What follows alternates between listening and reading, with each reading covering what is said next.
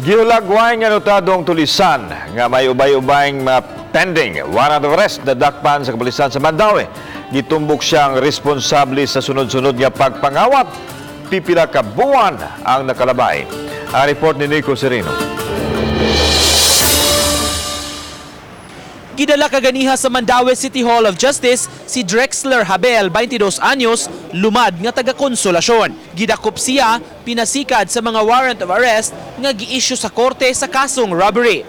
May 7 ka pending nga warrant si Habel sa lain-laing kaso, maong gipresentar siya at tubangan sa huwes. Matod sa kapulisan, sospek siya sa mga tulis nga naglambigit sa mga establishmento. Napay lain sad pod ng mga areas nga iyahasad pod nga gipanulis ang mga massage spa and mga laundry shop, and naa sa tay mga information nga apila sad pod ang Cebu City nga area nga iyang gipapunulis. So sagunso ni siya ni adtong April 2019. Ang usa sa kauban ni Habel natanggong og nakumit na sa Mandaue City Jail.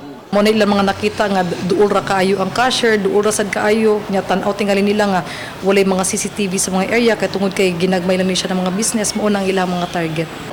Limitado ang pamahayag sa dinakpan dihang among gikuhaan unta sa iyang habig. Wow, nagtago-tago. Wala ka nagtago. Yabaw ka nga nakawaran. Kabalo. Kiling pagpanuli sa box.